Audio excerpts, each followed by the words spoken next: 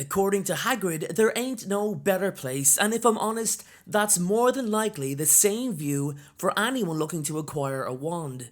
Ollivanders is almost part of the furniture. It's been around so long, existing for more than 2,000 years. Now there's nothing I love more than making a video on an extremely interesting topic, and for me, Ollivanders will be very close to the top when it comes to interesting discussion topics from the wizarding world. In today's video, I'm going to take you all through the entire history of Ollivanders, how they've operated throughout the years, their wand making techniques, and we'll even talk about a few of the Ollivanders of past generations, including the current ones still there today. So with that being said, welcome back to the world of Harry Potter, and please don't forget, enjoy today's video on the complete history of Ollivanders.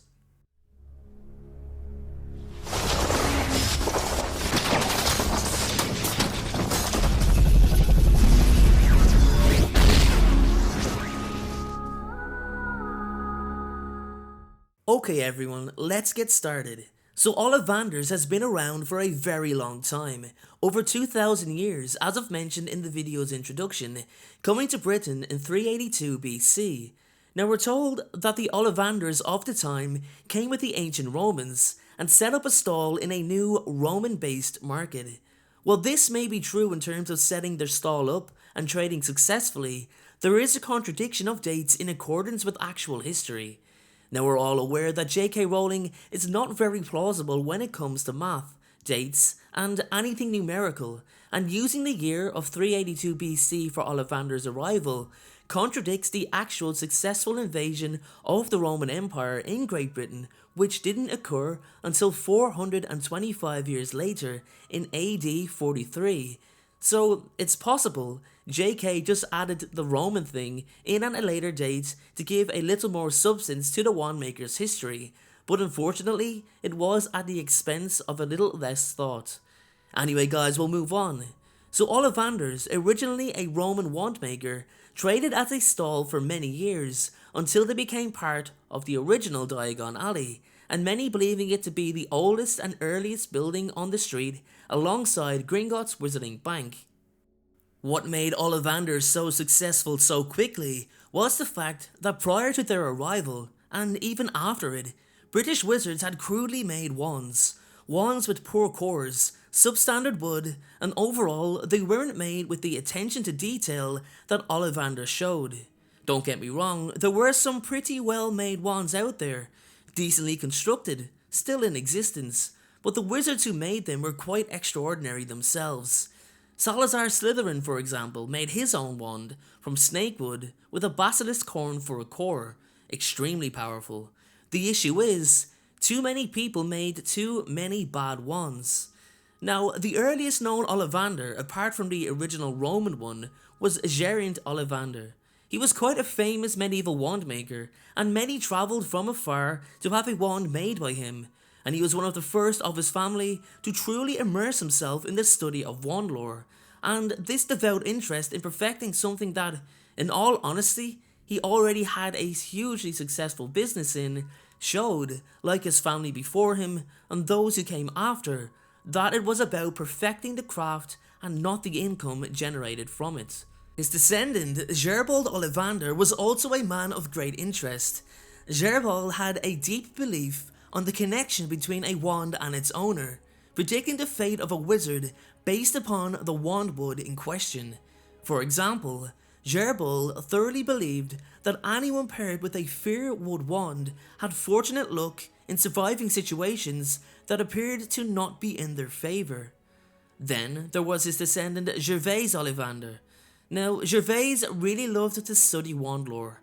However, his son Garrick always noted that his father sought to please his customers by using the cores they'd give him, rather than apply cores that were easier to work with, yet still providing the power and magic required to deem the wand appropriate for use. Even when he did decide on cores to test, he continuously used ones of substandard quality, cores like Kelpie Hair, Kneazle Whisker, and Troll Whisker. It was seeing his father struggle with this issue for so long that pushed Garrick to really change the face of wand making for the better. Now, before we get into talking about the main man himself and how he basically revolutionized wand making, let's look at the Ollivanders Store itself. The original store, the one we're all familiar with, was actually quite small in size and overall shabby in appearance, probably a result of Mr. Ollivander's prime focus on perfecting his product. There was also a second Ollivanders store located in Hogsmeade, which was run by an associate of Garrick's. Both storefronts were decorated with a single solitary wand laid on a purple faded cushion. It's not known why this was the preferred method of display, most likely however to highlight the fact that each wand was different for each wizard. There was only one known attempted robbery of Ollivanders on record, and that occurred in 1996 by a witch known as Alexandra Walker. Now, it is unknown if Alexandra was a dark witch or had any association with the Death Eaters. Most likely she didn't. She was probably just a rogue thief trying to steal wands to sell for a quick profit. So that brings us to Garrick Ollivander himself, the wizard who really changed wand making for the better. Now, Garrick attended Hogwarts School of Witchcraft and Wizardry, and he was sorted into Ravenclaw House. No surprise there, as he applied his wand lore knowledge extensively to finding what he believed were the perfect wand cores, and find them he did. While he was open to using many different wood types, he didn't see wand wood as integral as the core, although Ollivander did understand their importance. But it was finding the right core that had troubled his father and those who came before them, and that was something Garrick really wanted to get right. After years of study, trial and error, Ollivander concluded what cores worked for him and what cores didn't. He refused to work with Vila, for example, as the wands proved too temperamental and too difficult to control for most wizards. Now, most wizards, not everyone. Don't forget, Fleur Delacour could master a Vila wand, but the average wizard would struggle according to Garrick.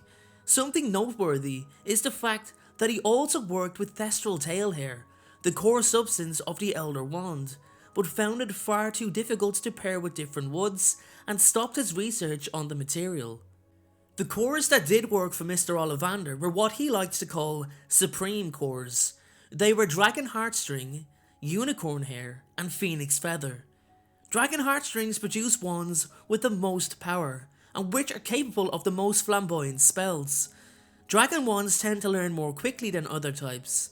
While they can change allegiance if won from their original master, they always bond strongly with the current owner. The Dragon Wand tends to be easiest to turn to the dark arts, though it will not incline that way of its own accord. It is the most prone of the three cores to accidents, being somewhat temperamental. Then we have Unicorn Hair. According to Ollivander, Unicorn Hair generally produces the most consistent magic, and is least subject to fluctuations and blockages. Wands with unicorn hairs are generally the most difficult to turn to the dark arts. They are the most faithful of wands, and usually remain strongly attached to their first owner, irrespective of whether he or she was an accomplished witch or wizard. Minor disadvantages of unicorn hair are that they do not make the most powerful wands, although the wand wood may compensate, and also they are prone to becoming defunct if seriously mishandled, meaning that the hair or the core may die and need replacing. Finally, Ollivander used the rarer core type of Phoenix Feather. Phoenix Feathers are capable of the greatest range of magic, though they may take longer than either unicorn or dragon cores to reveal this.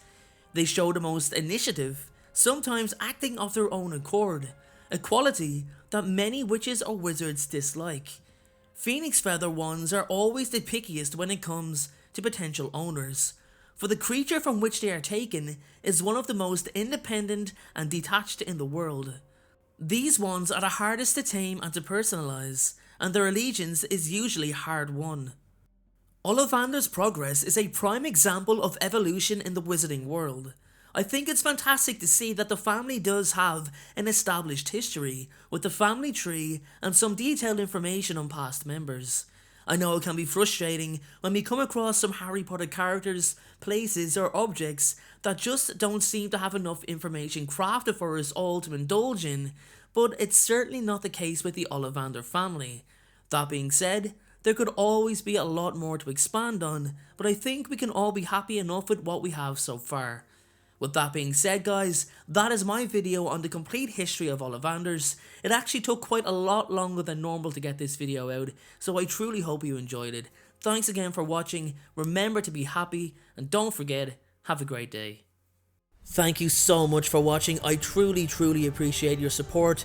Everyone, notifications of uploads are more important than ever, so please, if you haven't already, turn those notifications on to make sure you're notified the moment my video goes live.